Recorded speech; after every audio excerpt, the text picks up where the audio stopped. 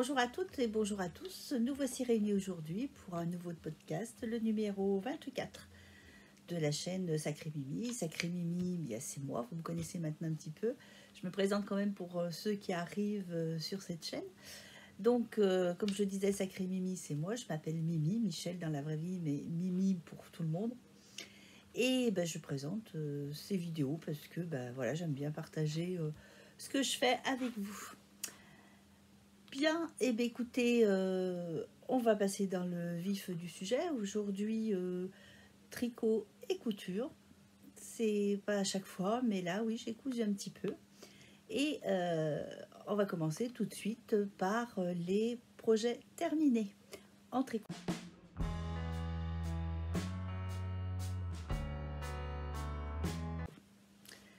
Alors, premier projet terminé, un pull qui m'a été dessiné par ma fille.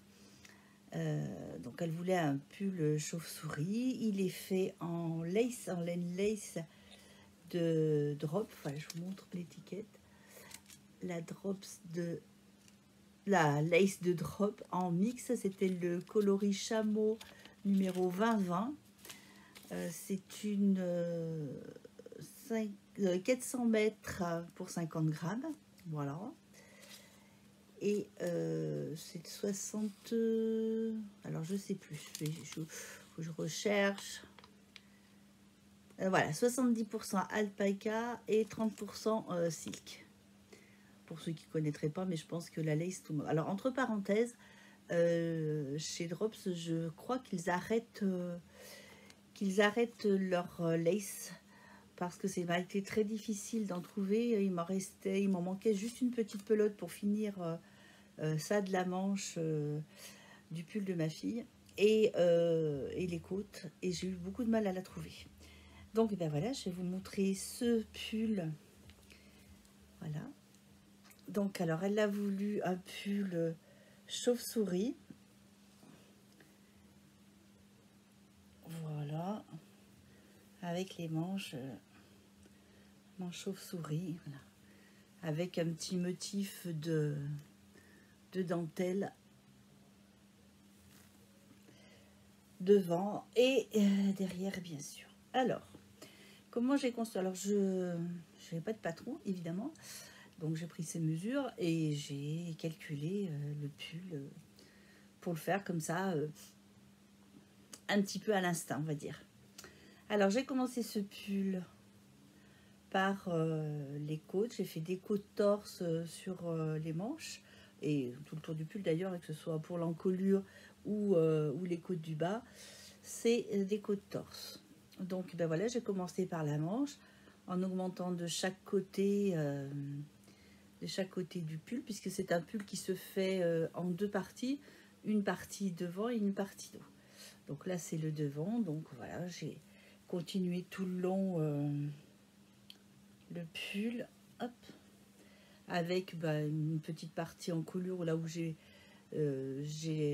fait quelques diminutions, voilà, pour créer le creux de l'encolure. Et voilà, c'était reparti pour de l'autre côté avec des diminutions cette fois-ci pour le haut et le bas de la manche, et terminé par des côtes torse. Donc après ceci, le dos que j'ai fait de la même façon, sauf que j'ai un peu moins creusé l'encolure dos pour le dos. Voilà. Et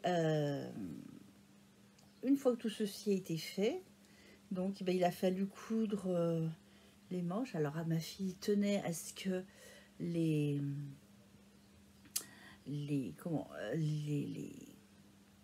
pointes de dentelle se rejoignent. Alors bon, c'est pas nickel hein. J'ai essayé au mieux, c'était pas très évident, mais bon, ça lui plaît, c'est l'essentiel. Donc une fois les côtés cousus, donc ici et puis bien sûr sur les côtés, hein, là il y avait moins de problèmes pour faire coïncider les rangs de jour, voilà. Et après ceci, donc j'ai relevé le tour du corps Alors là, j'ai fait en rond. J'ai tricoté en rond, donc j'ai relevé toutes les mailles qu'il me fallait. Alors je ne pourrais plus vous dire combien parce que j'ai plus en tête. Donc j'ai relevé toutes les mailles pour faire mes côtes en mes côtes torse. Voilà, en rond, donc c'est quand même plus pratique de les faire en aller-retour. Et puis j'ai fait une finition classique.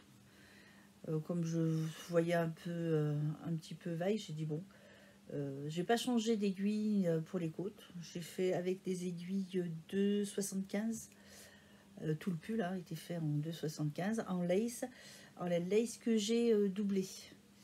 Là, j'ai plus de pelote sous la main, mais il me reste un tout petit peu d'ailleurs. Donc en laine lace que j'ai doublé. Et voilà, donc ça vous donne un très joli pull assez fluide comme vous pouvez le voir.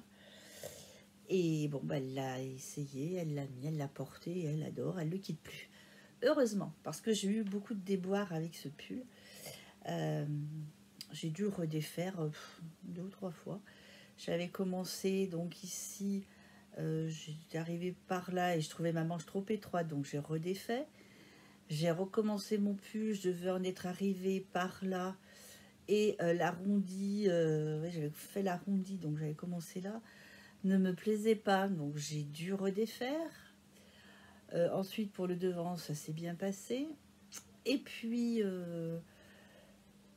enfin pour le dos, alors le dos, je me suis rendu compte, alors j'avais fait, j'avais bien fait jusque par là aussi, j'ai bien fait toute la manche. Je me suis rendu compte que je m'étais décalée d'une maille de mon dessin et donc bah, je trouvais que ça se voyait. Donc évidemment j'ai tout redéfait pour en arriver jusque par là et je me suis rendu compte que par rapport aux augmentations du dessin qu'on fait ici, il me manquait une augmentation. Alors, je ne sais pas ce que j'ai fait. Bref, tout ça pour vous dire que j'ai mis un sacré bout de temps pour le faire, celui-ci, parce que j'ai redéfait. Vraiment, il m'a valu plein de déboires, ce pull. Mais bon, je suis contente, je l'ai terminé. Il lui plaît et c'est bien l'essentiel. Parce que j'avais que peur, une fois terminé, j'avais vraiment peur qu'il soit trop étroit. Donc là, après, je l'ai bloqué, je l'ai lavé, bloqué et impeccable. J'ai juste étiré un petit peu là sur les côtés pour qu'il soit un petit peu plus... pour que la dentelle se révèle mieux, quoi. Parce que c'est une petite dentelle toute simple, hein. Pas de quoi se relever la nuit, comme dirait quelqu'un que je connais. mais voilà. Voilà pour ce qui est du pull. Alors ce pull, je l'appelle, alors je l'avais pas encore nommé, mais je vais l'appeler le pull Pénélope. Parce que j'ai beaucoup redéfait sur ce pull-là. Voilà pour ce qui est du pull de ma fille. Donc, après, elle m'en a commandé d'autres, hein, je vous montrerai dans la partie en cours. Alors, ensuite, eh bien, j'ai terminé aussi les chaussettes promenade ruisseau, je crois. Qui nous avait été fait. C'était un petit cal qui nous avait été... j'avais noté, mais... Non, je ne vais pas tout noter. C'est pas grave. Si, c'est Solène... Voilà, je cherchais. Solène Knit, qui nous avait proposé un petit cal, donc avec une torsade qui, moi, c'est pas vraiment une torsade parce que j'ai pas fait un rang entre la partie où j'ai tourné mes mailles. Je vais y arriver. Donc ça fait une petite un petit motif, j'ai trouvé sympa, j'ai pas voulu redéfaire.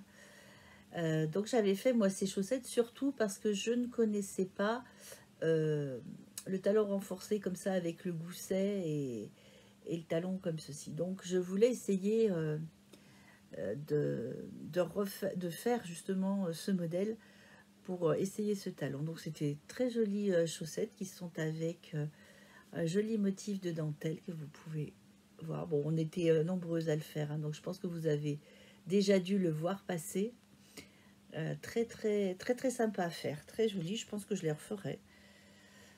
Alors je ne sais pas si je referai ce talon, c'est assez simple à faire. Je ne sais pas si je referai ce talon, je verrai. Peut-être, je le essaierai une autre fois sur une autre paire de chaussettes sans doute. Donc ces chaussettes, je les avais réalisées avec de la Babyland de Fili Colorati. C'est une 50% mérino et 50% acrylique. J'avais acheté ce laine, elle était blanche, et puis j'ai voulu à ce moment-là m'amuser à faire de la teinture, voir ce que ça donnait. Et voilà, donc une fois teinte, ben voilà ce qu'elle donne en cake et ce qu'elle donne en chaussettes tricotées. J'ai trouvé très, très sympa. J'ai bien aimé. Donc là, il m'en reste encore. Donc j'ai de quoi faire autre chose. Quoi, je sais pas. Mais j'ai de quoi faire autre chose. Voilà pour les chaussettes de Solène que je remercie pour nous avoir proposé ce calque qui avait été très très sympa. Pardon. Ensuite, donc j'ai terminé, donc deuxième projet terminé, troisième projet terminé. Alors un petit défi que nous a lancé Caraluga parce que pendant toute cette période de confinement, on a décidé de faire un tricoté virtuel. Donc on faisait ça, on a fait ça tous les jours, sauf le dimanche, sur Angout, pour ceux que ça intéresse.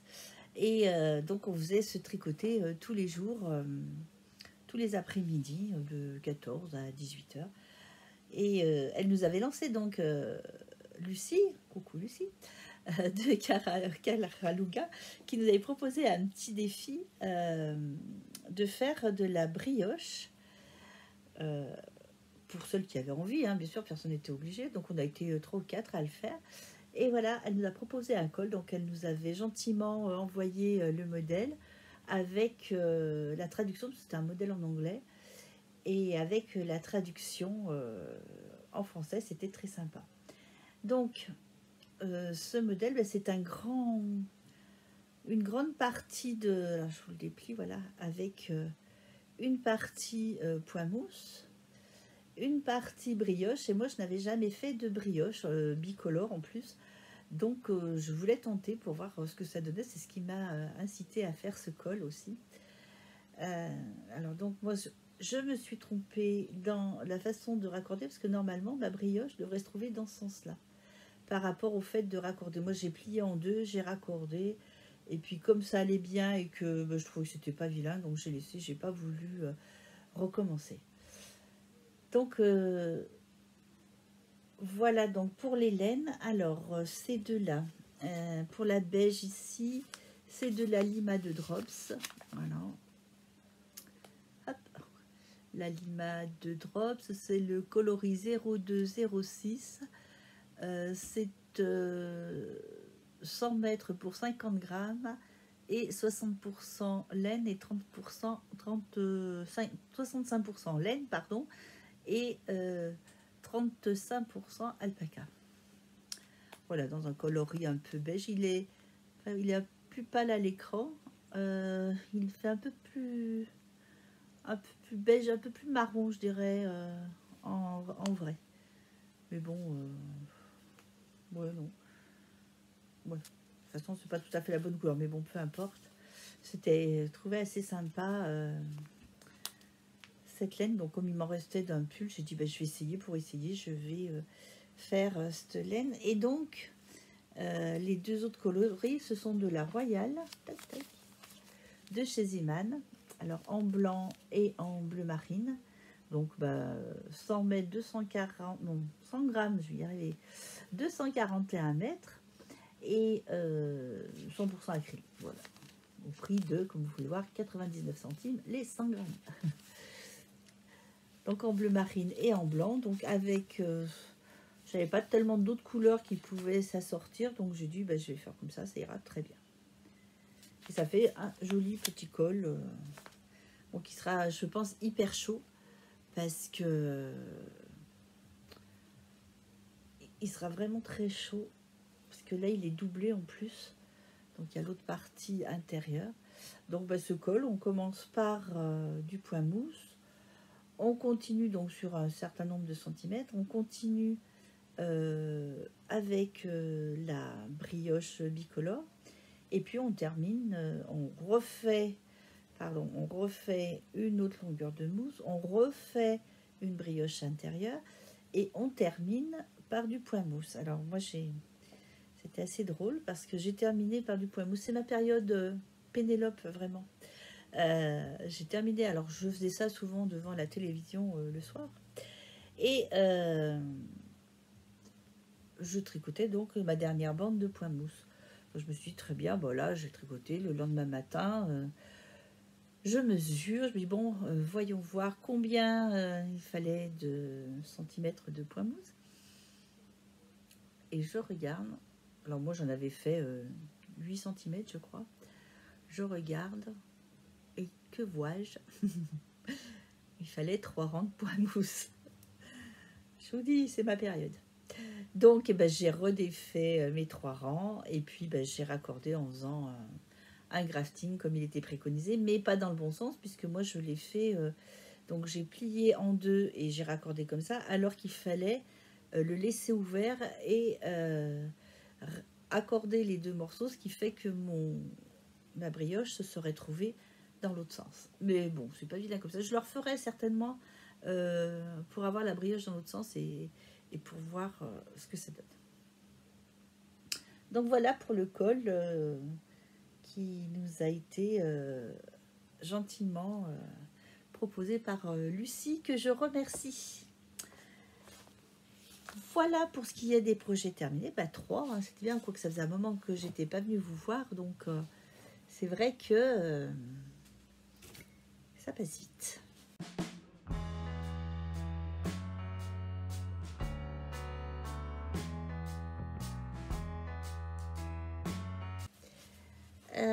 Alors maintenant les encours. Alors les encours, j'ai 2 encours. Alors 2 petits, hein, parce que c'est pas énorme. Hein. Enfin 2 petits, non. Un grand et puis un petit encours chaussette que j'aime bien avoir de temps en temps pour changer un petit peu. Voilà. Alors celui-ci, c'est le deuxième pull pour ma fille. Enfin, j'en avais déjà fait un, le pull Nénette que vous avez certainement vu, le pull rouge avec le lacet de chaque côté.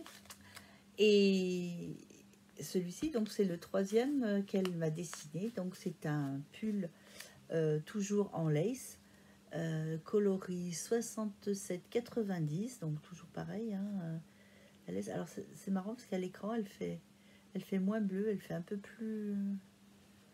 Voilà, ça serait plus là la vraie couleur. Je dirais plus que c'est ça. Là, elle fait plus bleu alors qu'elle est moins lumineuse. Elle fait un peu plus terne.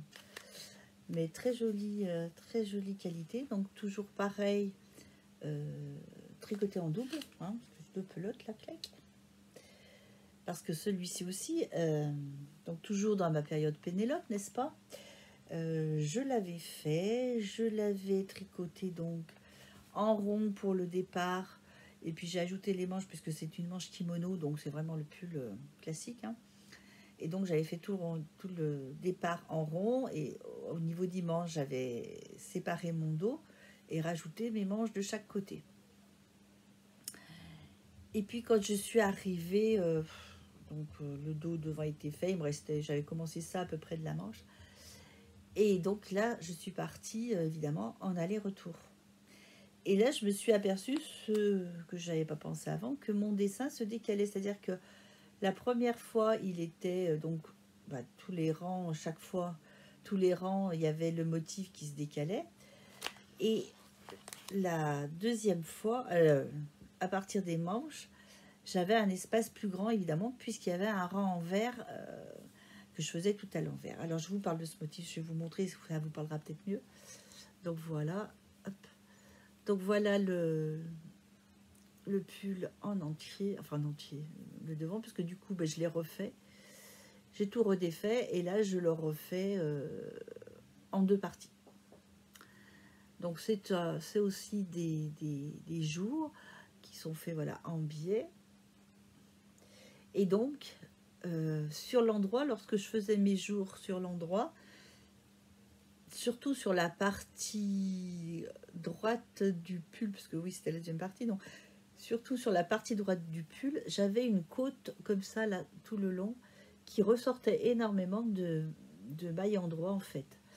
Et quand je l'avais montré à ma fille avant de défaire, je lui avais quand même montré, savoir ce qu'elle en pensait. Enfin, moi, ça ne me plaisait pas, mais bon, on ne sait jamais. Ça faisait cette côte qui faisait donc plus serrée, puisqu'elles étaient très rapprochées, hein. Voilà, c'est comme s'il y avait eu une maille entre les deux. Et donc ça faisait ce petit bourrelet, on va dire, à chaque fois. Et ça c'était pas très esthétique. Donc du coup, et comme le haut était plus large, les deux motifs se trouvaient espacés plus large que le bas, j'ai dit, bon écoute, il n'y a pas de souci, j'ai redéfait. Donc j'ai redéfait la laine étant en double, et je vous dis pas, hein, l'amusement qu'on a eu, enfin elle m'a aidé heureusement. On a redétricoté le pull, on a refait des pelotes qui vrillaient à chaque fois, qui s'accrochaient, enfin c'était un peu galère. Bref, toujours est-il que j'ai pu quand même recommencer d'où un cake, et puis après j'ai été obligée de recommander de la laine parce que je pensais que j'en aurais pas assez, et sachant que ils allaient arrêter la qualité de lace. Donc j'ai recommandé des pelotes, je tourne 4 ou 5 pelotes, je sais plus. Et je me suis dit, pour être sûre de ne pas avoir de différence de bas, eh bien j'ai pris une pelote du pull que j'avais tricoté, enfin de ce que j'avais déjà fait, et je l'ai mélangé avec les nouvelles pelotes, ce qui fait que si toutefois il y a une différence de bas, ça ne fera pas de rayures, ça fera rien. Voilà, donc pour ce qui est de ce pull, moi je l'ai commencé, je sais plus, une semaine, à peine une semaine. Donc les côtes torse, toujours en aller-retour, donc un peu moins marrant, mais bon, ça se fait, hein. Ça se fait, c'est un coup à prendre. Et puis voilà, donc des petits jours avec, alors là, elle voulait une bande centrale, donc les petits jours viennent se raccorder après à chaque fois, suivant le nombre de mailles évidemment. Et ça lui fait une bande de jersey centrale. Voilà. Donc j'espère que la prochaine fois je pourrai vous le montrer terminé. Mais c'est assez sympa, je trouve que oui, ça rend beaucoup mieux que ce que ça n'était. Hein. Qu'est-ce que c'était? Voilà pour le pull. Alors celui-ci n'a pas encore de nom, donc on verra si m'arrive quelque chose pendant sa confection. Peut-être que ça donnera le nom et au pull et au podcast, on verra. Donc voilà pour ce qui est du deuxième pull de ma fille. Et puis, alors le jour du 8 mai, normalement, on avait prévu donc avec les tricopines de Montélimar, coucou les filles, de Romans aussi, et de Valence aussi, je vais y arriver sans oublier personne. Normalement, on devait faire une retraite tricot à Saint-Pierre-Virville, je crois que c'est. Et vu les circonstances, évidemment, tout a été annulé. Alors, pour qu'on soit un peu moins triste, on va dire, Malou, qui fait partie de notre petit groupe, nous a proposé un patron de chaussettes qu'elle a concocté elle-même. Elle nous l'avait promis, enfin elle nous avait dit qu'elle nous le ferait justement pour cette retraite. Et puis du coup, comme ça n'a pas eu lieu, le vendredi 8 mai, elle nous a offert les patrons, elle nous a envoyé les patrons. Et voilà ce que ça donne. Alors c'est une petite chose toute simple, Donc faite avec le talon après coup. Et c'est une petite histoire de maille qui se glisse. Alors moi sur mes chaussettes, ça se voit par endroits, on le voit mieux. Mais comme c'est une laine autorayante, c'est pas évident. C'est pas évident que les mailles se retrouvent franchement au début de la couleur. Vous voyez, comme là, bon, ça se voit pas, les mailles sont là, mais elles se voient pas. Donc, bon, on a dit, tant pis, ça fait quand même un petit effet gaufré, c'est assez sympa. Et donc, normalement, à chaque, comme là, elle se voit bien mieux. Donc, on a dit, à chaque fois qu'on change de couleur, les mailles, normalement, doivent faire une petite maille glissée. C'est très, très sympa. Vous voyez, là, on le voit bien. C'est très sympa à faire. Donc, ben, on les a faites vendredi 8 mai. Moi, je n'ai pas tout à fait terminé là. Bon, le but c'était de les commencer ensemble. Il y en avait parmi nous qui n'avaient jamais fait de chaussettes, donc ça leur a permis de commencer avec un montage Turstiskaston. Je crois que c'est comme ça qu'on dit. Moi, vous savez, les prononciations, c'est pas mon fort.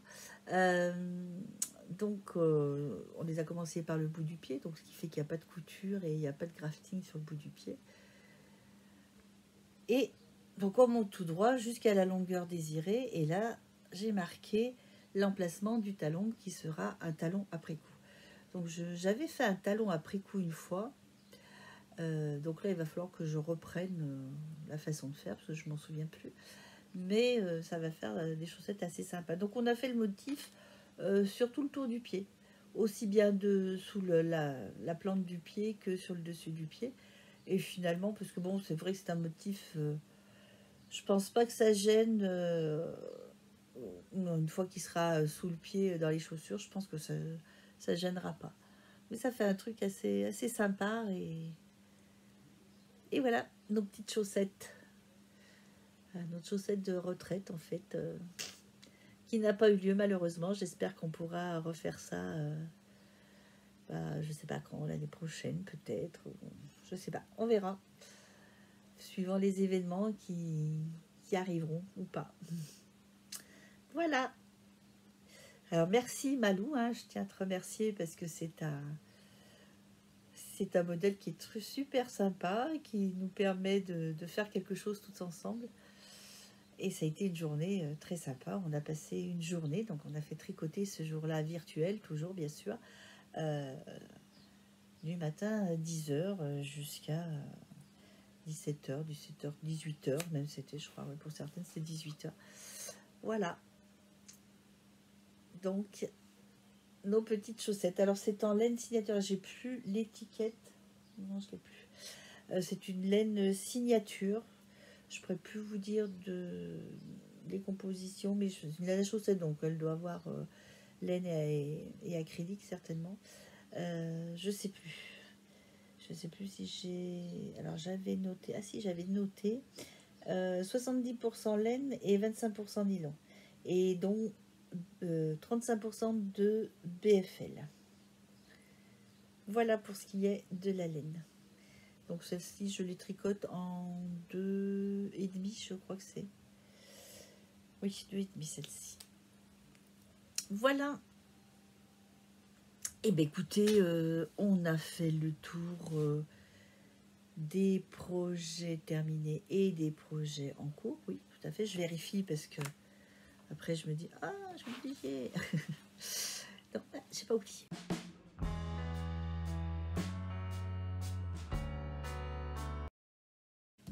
Et bien écoutez, on va passer à la couture. Alors, en couture. Alors, je vais commencer par ça. Donc, j'ai fait un petit peu comme tout le monde en cette période. J'ai fait quelques masques. Donc, j'ai eu deux sortes de masques que j'avais pris sur internet. Donc, celui-ci, donc avec les tac-tac, comme ceci, qui s'ouvre comme ça. Hop. Et avec un petit filtre, voilà, qu'on peut glisser à l'intérieur. Donc, moi, j'ai mis un filtre en, en fibre. Je vais chercher le nom. Je vais vous dire ça dans 5 minutes, ça va me revenir. En microfibre, voilà, ça y est. Donc voilà, j'ai fait ces petits masques comme ça. Et puis après, j'ai vu un autre modèle qui me paraissait sympa aussi. Donc voilà. Donc la microfibre est aussi à l'intérieur, mais elle s'enlève pas. J'ai dit après tout, pourquoi les enlever, puisqu'on lave le masque, on lave la microfibre. Je n'ai pas trouvé vraiment nécessaire de les enlever. Donc ceux-ci sont cousus complètement. Les microfibres sont à l'intérieur, sont cousus en même temps que le tissu, avec les petits élastiques qui sont assez raides, les miens. Mais bon, j'espère que ça ira. Et puis voilà, donc je fais celui-ci avec des chutes, des chutes de tissu que j'avais. Et voilà les autres. Donc voilà, ça c'est une petite cousette pas très longue à faire et assez facile à réaliser. Et puis, donc un peu plus important, j'avais partagé la box des bobines patterns. Et donc là, j'ai eu le pantalon addict qui va du 34 au 56. Donc ce pantalon, je l'ai fait et je l'avais fait en 56. Manque de chance, il était beaucoup trop grand à ce niveau, ça baillait vraiment. Donc j'ai redéfait les côtés, j'ai enlevé les poches que j'avais faites la première fois, mais je les ai enlevées et du coup j'ai retaillé pour que il soit à ma taille. Du coup c'est un 52. Donc voilà le pantalon addict. Alors je vais me reculer un peu pour que vous puissiez mieux voir. Voilà, donc là il a été porté comme vous pouvez le voir. Donc moi, je n'ai pas fait les bracelets de cheville. J'ai préféré l'avoir plus large en bas. Donc j'ai pas fait les poches non plus. Donc finalement, ça revient à un pantalon tout simple. Avec un élastique, un petit élastique or à la taille. Voilà. Donc je l'ai fait, je l'ai surjeté. Et je l'ai fait après, je l'ai cousu à la machine. Très simple à faire. Alors je vais le refaire parce que j'aimerais bien avoir le même style mais avec des poches. Donc je vais certainement le refaire. Pas tout de suite, mais je vais le refaire, c'est sûr. Très sympa, très facile. En plus, on est bien aidé avec Caroline et Anaïs qui nous montrent en vidéo comment faire pour la fourche, pour tout ça. Enfin, vraiment très sympa à faire, très facile pour les débutantes. C'est le concept un petit peu des bobines patterns, de faire des patrons très accessibles. Alors il y a souvent une petite technique à chaque fois qui permet de s'améliorer, d'avancer aussi, parce que c'est ça aussi le but de la couture, c'est d'avancer et de s'améliorer. Mais très sympa et très facile à faire. Donc je le recommande, les bobines patterns, le pantalon addict. Et je recommande pour toutes celles qui veulent commencer le pantalon, très facile. Alors les bobines patterns, elles avaient remis le même élastique autour des chevilles. Moi non, je préférais pas, donc je ne l'ai pas remis, c'est pas bien grave. Voilà pour ce qui est du pantalon des bobines patterns.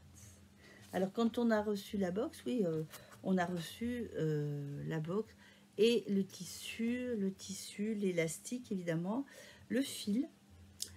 Et c'est sur celui-ci aussi, on avait reçu dans les petits gadgets en plus qu'elle vous envoie, les petits goodies, voilà, qu'elle nous envoie. Il y avait une boîte d'épingles et puis je crois que c'est celui-ci, le mètre, voilà, un mètre couture. Voilà, donc pour ce qui est de ma première cousette et ma deuxième cousette. Alors c'est c'est ce haut, hop, que j'ai porté déjà. Hop, même que la manche elle est encore à l'envers. Hop, hop, hop.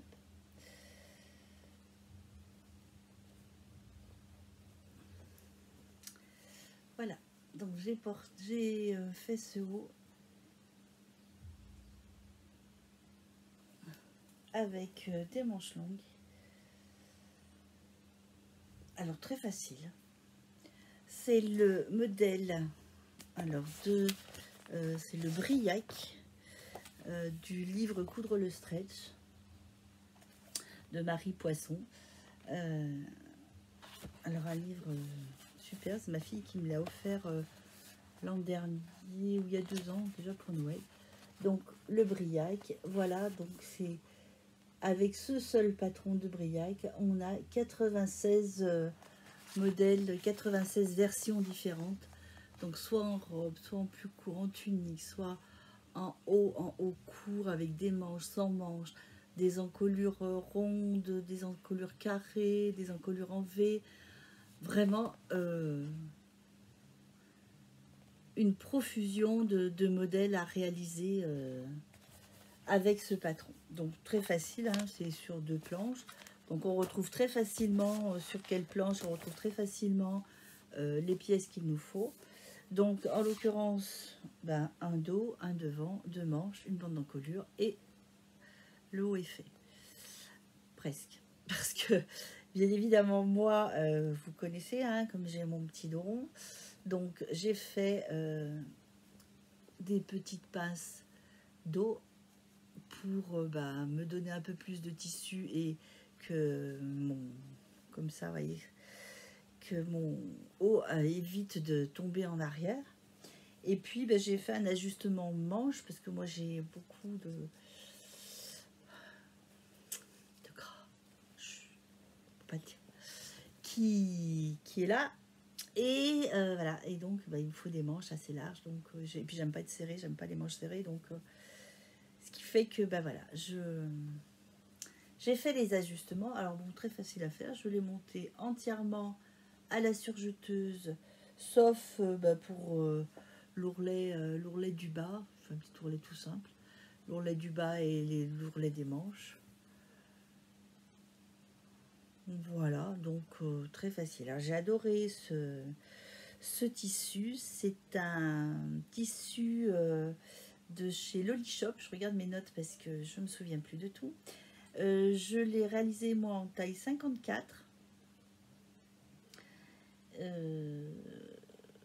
Donc pour faire mes ajustements dos et manches, je me suis servi des cours d'Elsa Couture, Urban Ferry, qui est son site, des cours en ligne et qui sont nickel.